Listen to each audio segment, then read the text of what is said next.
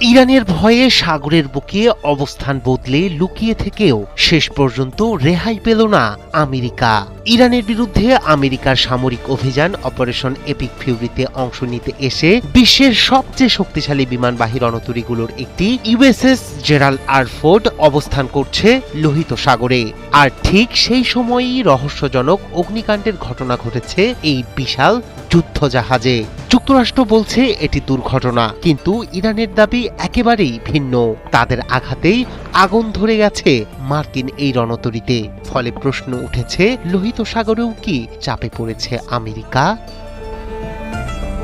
মধ্যপ্রাচ্যের উত্তপ্ত সামরিক উত্তেজনার মাঝেই নতুন করে আলোচনায় এসেছে মার্কিন যুদ্ধজাহাজ। লোহিত সাগরে অবস্থান করা মার্কিন বিমানবাহী রণতরী ইউএসএস জেরাল্ড আর ফোর্ডে অগ্নিকাণ্ডের ঘটনা ঘিরে তৈরি হয়েছে বিতর্ক।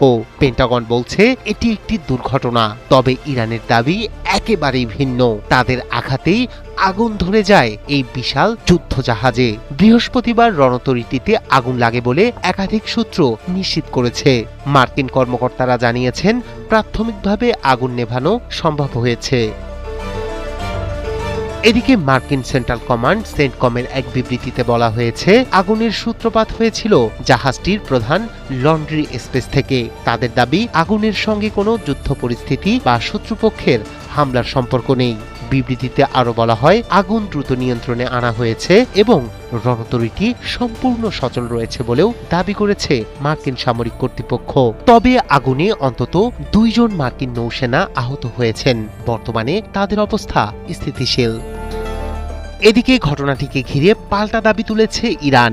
দেশটির ইসলামিক রেভলিউশনারি গার্ড বাহিনীর দাবি, এটি কোনো দুর্ঘটনা নয়। তাদের আঘাতেই আগুন ধরে যায় মার্কিন এই বিমানবাহী রণতরীতে। ইরানের দাবি, প্রকৃত ঘটনা গোপন করার চেষ্টা করছে আমেরিকা। একই সঙ্গে তারা অভিযোগ করেছে, নিজেদের সামরিক ক্ষতি ও সৈন্য হতাহতের প্রকৃত তথ্য প্রকাশ করছে না ওয়াশিংটন।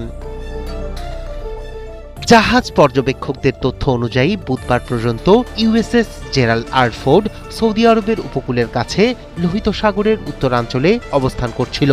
বিশ্বের সবচেয়ে আধুনিক এই বিমানবাহী রণতরীটির সঙ্গে 3টি সহায়ক যুদ্ধজাহাজও রয়েছে।